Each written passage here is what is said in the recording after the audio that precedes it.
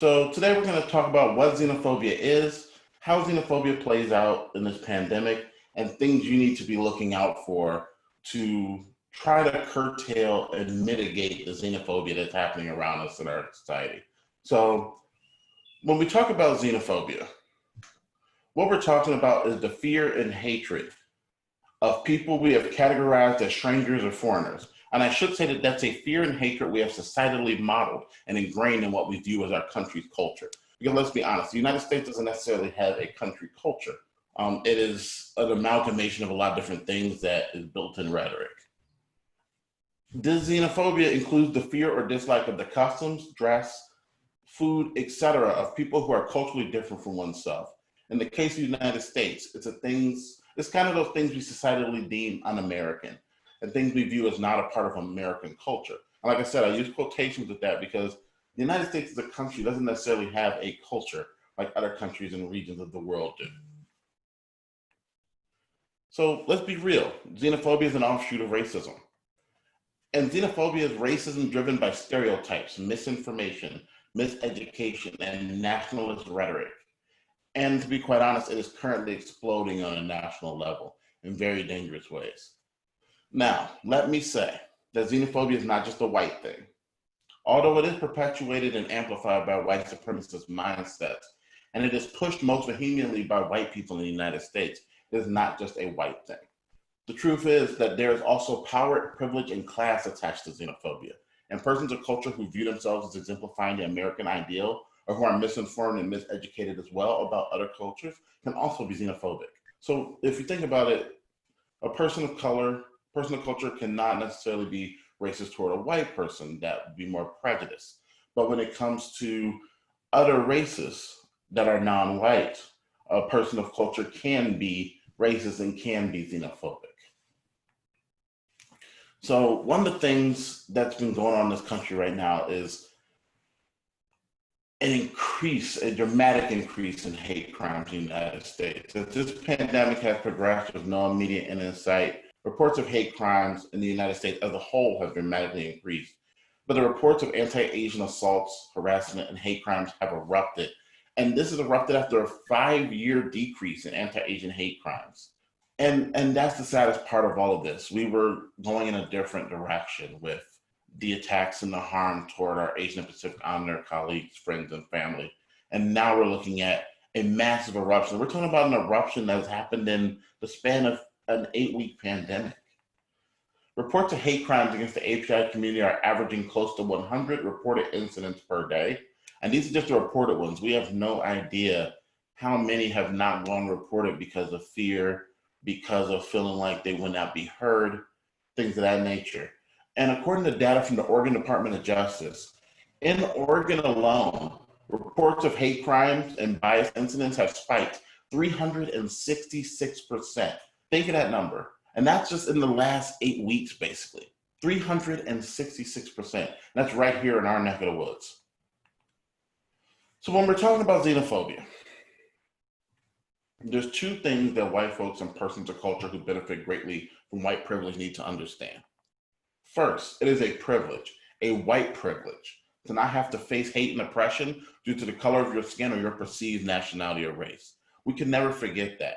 If you get to walk through this world and not have to fear for pain, anguish, hate, and racism due to the color of your skin, then that is a white privilege. It is also a privilege, a white privilege, to be able to read about this happening, have it register as a concern in your mind. Not only is it a danger to you, but a danger to anyone you care for and communities of color as a whole. This is something that you have to keep in mind, because if you're able to see something about this on Facebook, hear someone talk about it in passing, have a moment where you're like, that's horrible, and then basically go on with your day like nothing has happened, that is legitimately a privilege, a white privilege. If you can even shelve it for the day, that is a white privilege. So, if we're talking about xenophobia, there are some things that we can do about xenophobia during this pandemic for ourselves, for the communities that we care about, and for the people that we share space with. First and foremost, we need to be informed. You need to follow the latest information locally and nationally on the pandemic and its impact on marginalized groups and persons of culture. Know what the hate crime numbers are in your city and county. Like, I'll be honest, I'm pretty sure that a lot of you did not know that we were looking at 366% increase in API hate crimes in Oregon. That is figures and numbers that we need to know, mainly because we need to be informed enough to be able to see when these things are happening around us in our supermarkets, on our walks, when we're trying to exercise during this pandemic. These are things we all need to be accountable for. Another thing you need to do during this pandemic is step in and step up. Step in and support persons of culture and marginalized folks when you hear or see xenophobia and hate-based rhetoric in action. This includes in your workplace. So right now in your virtual meetings, your discussions, your quick chats, things of that nature, you need to be on it. And in your personal life with friends and family members. Like, if you got Bob at work and you got Uncle Bob at home and they both be tripping, you need to tell them that they're tripping. You cannot quit. You cannot stop talking about these things. The problem that we have, especially for people who have privilege, and especially for white folks with privilege, is that they don't want to get into it with Uncle Bob because Uncle Bob's extremely racist, xenophobic. Just that, oh, here goes Uncle Bob again. Or you have that person in your workplace who always says really horrific things about persons of color and marginalized folks. You have to call them out on these things. By not stepping in and supporting the folks of culture around you and the API community around you right now, you are contributing to the problem.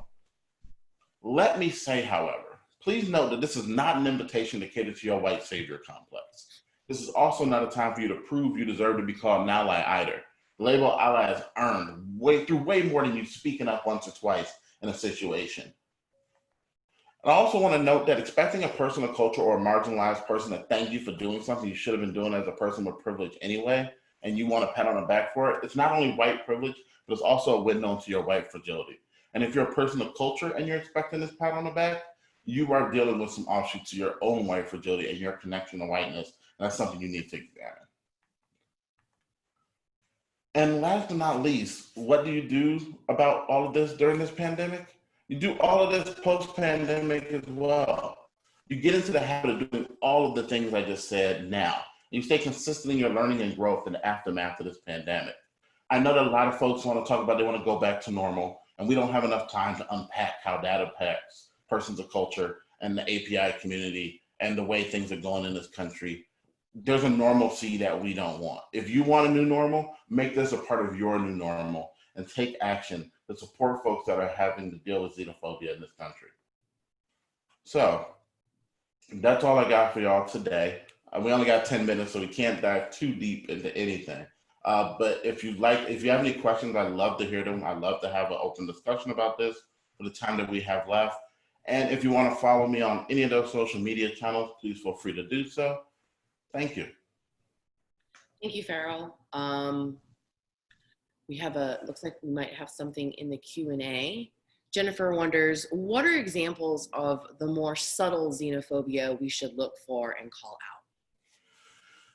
out? A very solid example of the subtle xenophobia is people making comments about food.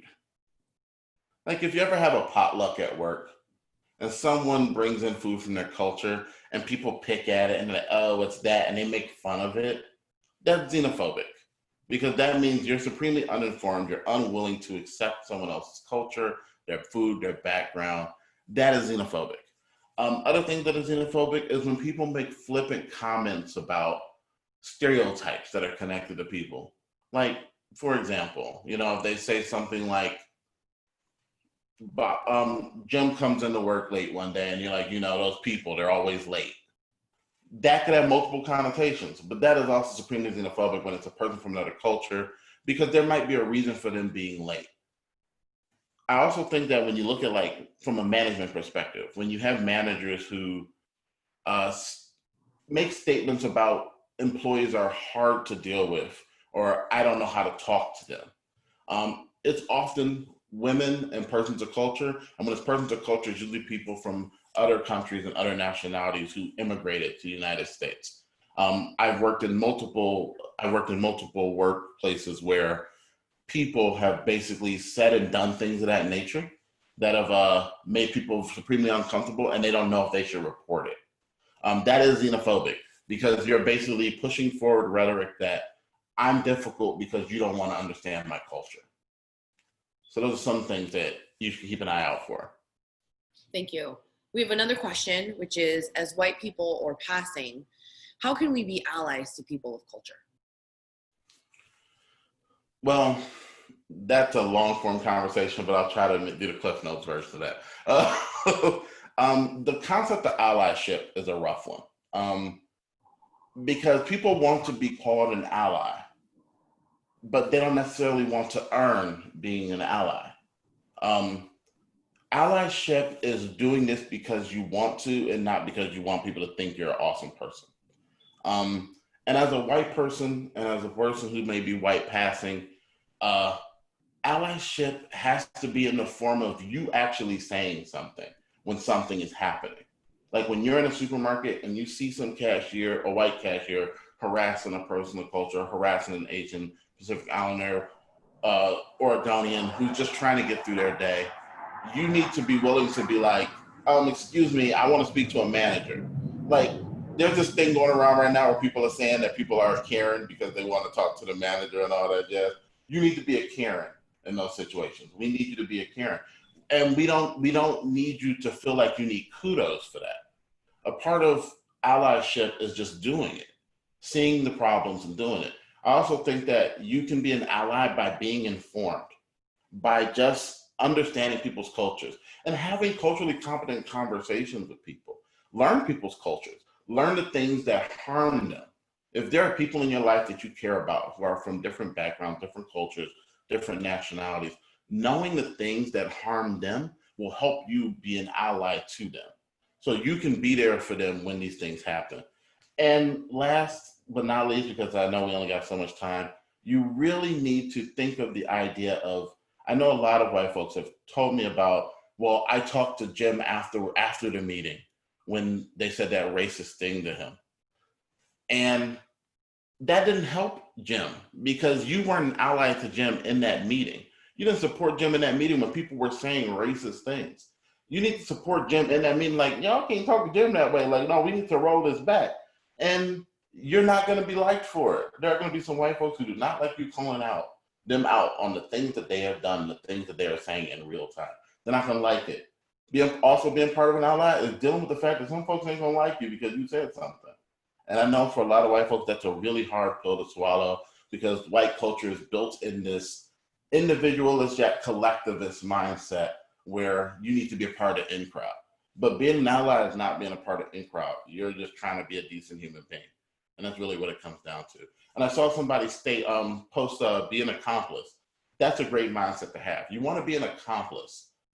And you don't want to be an accomplice in the wrong way. You don't want to be an accessory to someone's pain. You want to be the person who is stepping in and being like, we're not doing that today. I really appreciate having this conversation and just listening to, all of the things that you have to share. I had no idea that in Oregon itself, hate crimes were up 366%. That statistic is staggering and so scary. It's really daunting. And it's sad because at the beginning of this pandemic, I was in the supermarket and I saw this happen. We were like week 1 of this and it was already happening. I was like, why are you harassing these people? I had to go talk to the manager. And I stood there with these people to make sure they could get checked out. And it wasn't about getting a pat on the back. It was like, they can't even go shopping,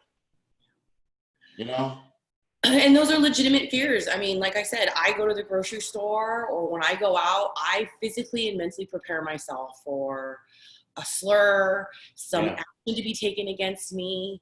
And again, I think about what this means for my children. My husband is Jewish. I'm Chinese. Like, we are a target in this country, and that's really sad. And I think what's really important is that we educate ourselves and that we educate others, and we take the time to just be kind to one another, right? Treat others the way you want to be treated. Yeah. Please, everyone. Yeah. Wow. Well, happy Friday, I suppose. Starting our weekend with action, But I really appreciate you taking the time to talk to us. And thank you, everyone, for joining us today. I hope everyone stays healthy and is continuing to be kind to one another. Thank you. Thank you. Y'all have a good weekend.